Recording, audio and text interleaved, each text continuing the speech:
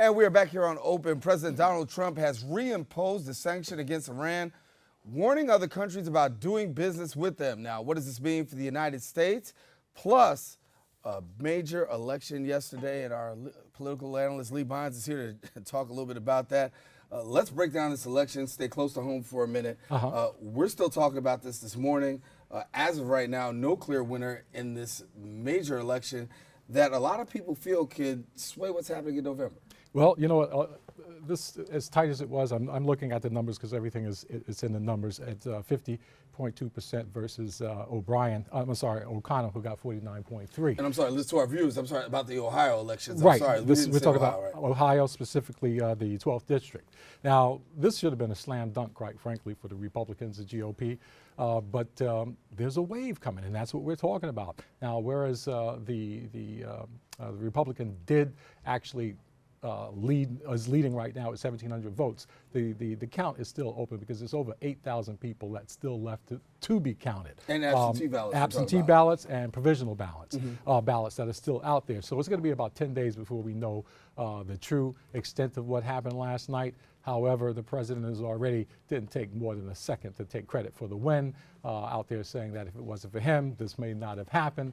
But again, Donald Trump won this back in won this district back in 2016 by 11 points. In 2012, Mitt Romney won it by 10. So for this to be such a close call in a district that is ruby red, but not only ruby red, it's 89 point something percent white. So there shouldn't have been much of a lift for the Republicans just to pull this thing off, but they did. Now, where a lot of people on the Democratic side or the left side could take heart in what happened last night, even if they actually don't get the win, they proved that they could come pretty damn close in Republican territory. That should put the fear of God, or the fear of God, into Donald Trump, because if this is any indication of what's going to happen in November, he's looking at efforts to impeach him. That's a fact. Well, let's talk about November for a minute. Midterm elections, we know that usually you don't get a high voter turnout a lot of times during midterm elections, but with the Manafort trial going, with all that's going on right now, with Russia, the tariffs, the sanctions, are we expecting more people really coming out in the midterm elections? And was yesterday's election really a precursor to what we could expect? I think it was pretty much indicated that this November situation is going to be a referendum on Donald Trump. He has made a significant amount of enemies with most communities here in the United States, specifically the African American community. If you think of what happened down in Georgia, where they were able to get out the vote amongst the African American community, that's what put the Democrats over the top in Georgia. And this is something that could replicate itself throughout the country, simply because of the fact that Donald Trump has gone out of his way to insult people of color, specifically African Americans, with regards to the intellectual factor. It's out there. He's throwing this red meat out there to folks. They're buying it. But that's the type of thing that can motivate a lot of people of color to get out and vote against him. The whole issue with Maxine Waters calling her low IQ. The issue with Don Lemon and LeBron James calling them... Right, which is where I was headed, because when you talk about an NBA star like LeBron James, super celebrity, he opens up a school. Yes. And literally faces criticism from the President of the United States. Now, admittedly, LeBron James has criticized the President before, but when you look at the President taking on people consistently, some say that you're poking the bear, and you're poking the bear at the wrong time, because November is right here. Around the corner. Exactly. And not only that, he got a little pushback from the family. You know, his wife, Melania, actually came out and said that, no, she disagrees. LeBron James is doing great things. He's a good father figure. He's, a man of his word. He's a philanthropist. He's been doing a lot of good things in the community. So for her to push back like that, to give her husband a little something extra to think about, that was pretty interesting. It was pretty interesting. But again, I'd like to add the following caveat to what I just said as far as November is concerned, because Tom Perez was on CNN this morning, and they were talking about, they were trying to get him to explain what this really meant. And they were actually brought out the fact that O'Connor indicated that he was definitely not looking forward to Nancy Pelosi leading the party down the line. When they tried to get Perez to give his take on that, he dodged the question in every possible way he could. He talked about, the general talking points. We're going to be working towards health care to make sure that we get that. We're going to make sure that the Social Security and Medicare is taken care of, et cetera, et cetera, et cetera. But he would not address the fact that there is that chasm, that divide, that gap between the Democrats and the progressive wing of the party. Well, here in the Bronx, we're a predominantly Democratic, Democratic borough. Right. When you look at the fact of what's happening across America right now, more people are seeming to come out to the polls voting Democratic. A lot has been said about whether or not the Democrats have crafted a better message. And I know that gets you up, but the message cannot solely be anti-Trump if you want to be able to win in 2020.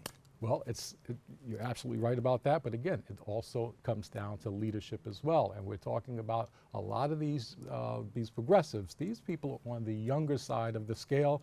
O'Connor, who came close to winning last night, is 31 years old.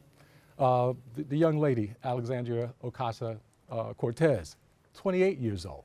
Now, this is the next generation, and so this is the generation. Right. This is the generation that's going to be moving a lot of these folks, in my category, out of the way. And we should be happy to lead. We should be coaching. We should be teaching. We should be building a bench, and that's what Nancy Pelosi and Chuck Schumer has failed to do. They have not built a bench to move this thing forward because of that chasm. The fact that we have the traditional executive, the level, the donor base driven part of the Democratic Party, as opposed to the more liberal wing who are looking for not just health care. They're looking for universal health care. They're looking for the single payer. That's what they're looking for. They're looking for $15 an hour, a living wage.